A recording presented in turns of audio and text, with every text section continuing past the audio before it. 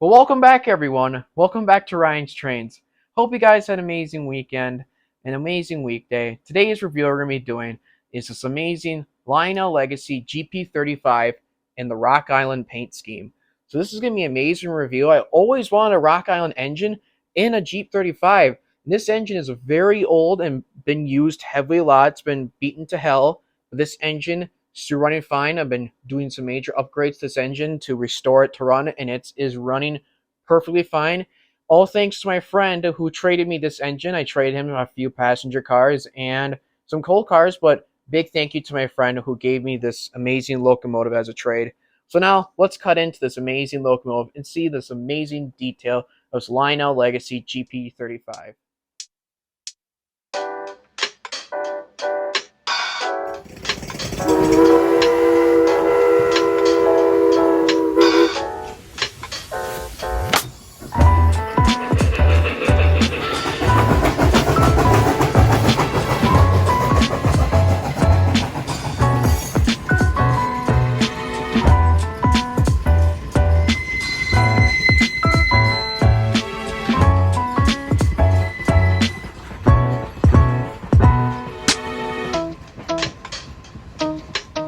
Well, for one thing that's new in this video that I'm doing with these reviews is that you can see my engine, what I used to review, used to be in Lakewood. But now it's in the yard for doing reviews. I thought it'd be something more different to spice up the video more than you just seen one simple, like every time I review an engine, it's always on the same track. So I'm going to be switching around a bit, reviewing different engines in different spots of the layout to make it more variety of something than staying in one spot, just to give the eyes of the viewer something to see more. Look around the layout. So behind the Rock Island, you can see some Grand Trunk and Western cars sit in the yard. I didn't have other cars to put in shot to make it look more busy, but I'm be doing that with the running session with using this engine as a switch engine. But first, let's go into the history of the GP-35. The GP-35 EMD 4-axle road switch was equipped its rugged 567 prime mover. The model was established a new carbide design which became the building standard throughout the late 1980s. By the 1960s, the market reemerged for a new diesel as the railroad looking for to replace its first generation, the FT, F3, and F7 early general purpose special duty models. General Electric reorganized this, along with American Locomotive declining reputation released on its own road switchers, the U-25B in 1959. The GP-35 offered several upgrades over the early GP-30, which is, I'm lucky to get a GP-30, which is Wisconsin Central, but the one GP-30 I'm looking for is the Sioux Line one, and I sadly skipped out on that, but on the great I went up to Duluth and saw the Sioux Line 700, and I really need to find a Sioux Line engine because I got Sioux Line cars and Sioux Line caboose, but I don't have a Sioux Line engine, so it's kind of funny for me. But for the GP-30, it was including greater horsepower and sold more than 1,300 examples between 1963 and 1965. Today, numerous GP-35Ss remain in service on regional short lines and as well as a handful which are already preserved.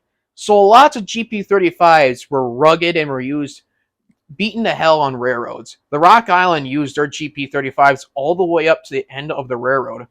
The Rock Island GP-35s were in this earlier paint scheme, but during that, the GP-35s were not in this paint scheme. Atlas made some Rock Island GP-35s that were in a darker red with white stripes and did not look like this on this engine. So basically, the GP-35s stayed a long time with the Rock Island, and what GP means for the GP-35 meant general purpose engine. So this engine was made for general purpose, basically going to factories, switching out the paper mill, switching out the grain yards, and what that was meant was general purpose. Let's say like an SD-45. The SD stand for special duty. So the engine was made for special duty pulling a heavy freight train.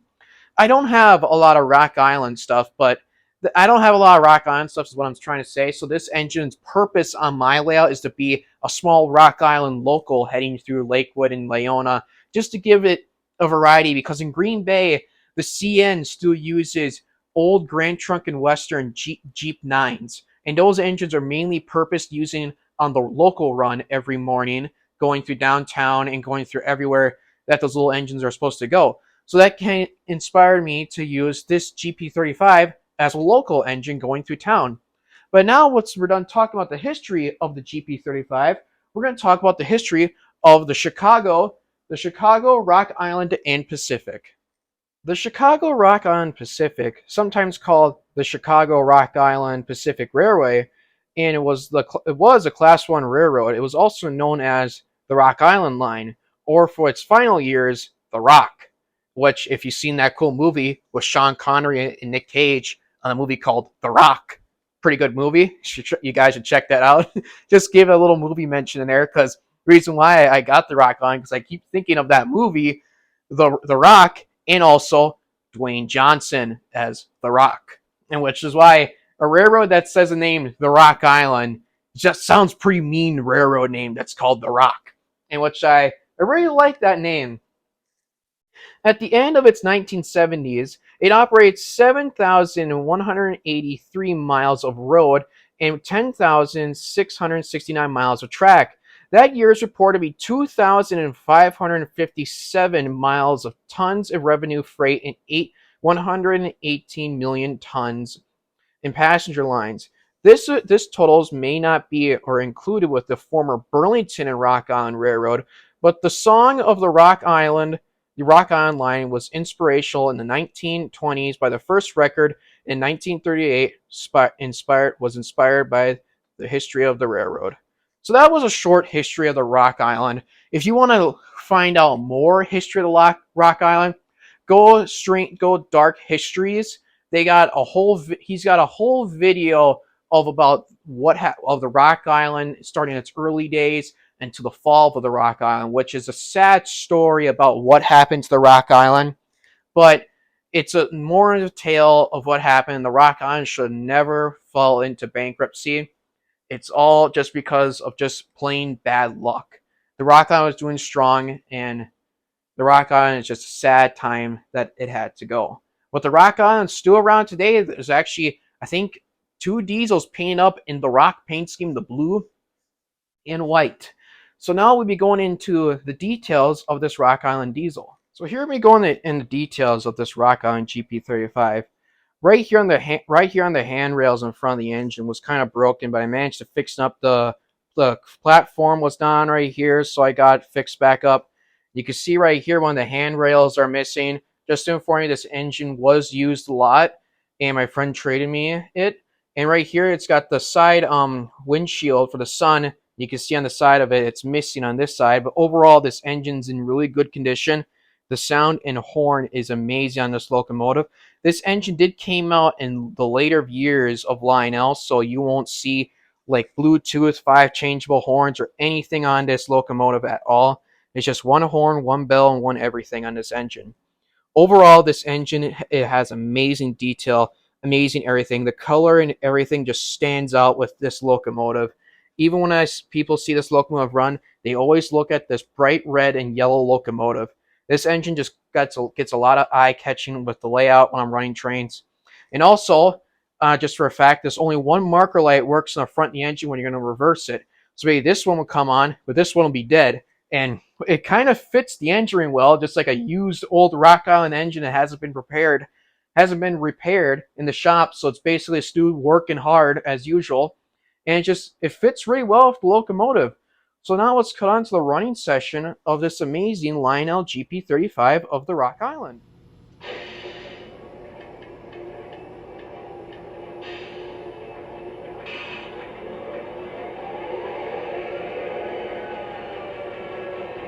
Dispatcher, my fuel's just about empty. And I gotta go. Over. Roger that. Take the green. Over. Roger that. Green boards. Out.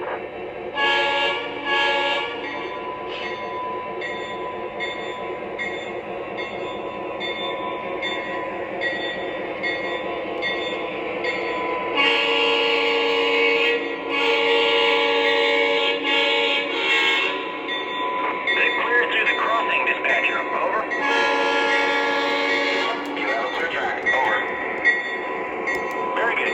On schedule.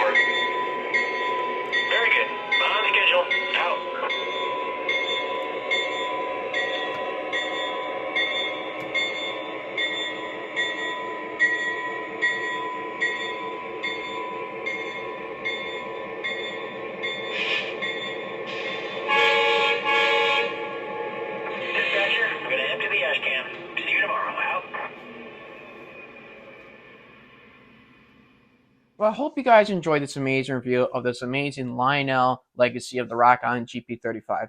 It was amazing to look up the history of this engine and what it done. 309 actually served the Rock Island for a long time until she was then sold to another railroad, and she sadly disappeared off the radar. We don't know if she's been scrapped or she's somewhere else working hard on another railroad, but I hope that the 309 is somewhere that is safe, or unless she's been scrapped, and may she rest in peace. But this has been a fun review learning about the Rock Island. Very cool name. One of my favorite railroads, actually. Not as much as the Milwaukee Road and the Duluth, Mesabi, and Iron Range, but it's there, and also the Green Bay and Western, but it's there. So I just really like the name of the Rock Island, just the Rock Island, the Rock. I'm hoping to find like Rock Island steam engines, like the Rock Island 484 Northerns. I'm hoping to find one of those for my layout because I love big steam engine. If you can see behind me, yeah, over there you can see behind me that I got a water tower. Now I'll actually be doing a video on this MTH water tower. Be doing a review once I get it hooked up and have a button so you can push it. So the spout behind it actually comes down.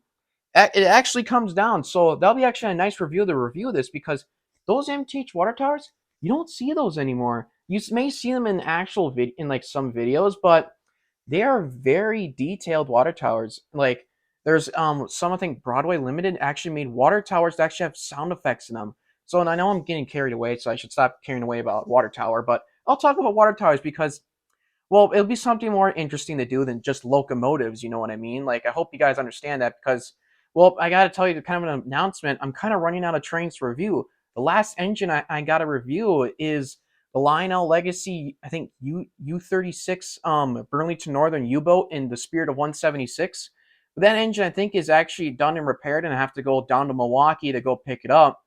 And so that actually may be the last review, but I'll still be posting videos on this channel. Just want to tell you guys this, but don't worry, I'll still be reviewing locomotives, but I'll be reviewing something else on the layout, like something like different that other people haven't done, like buildings or like vehicles you can put on your layout, or like how to make your layout, or how to like give a tutorial like which layout you really want to do for yourself.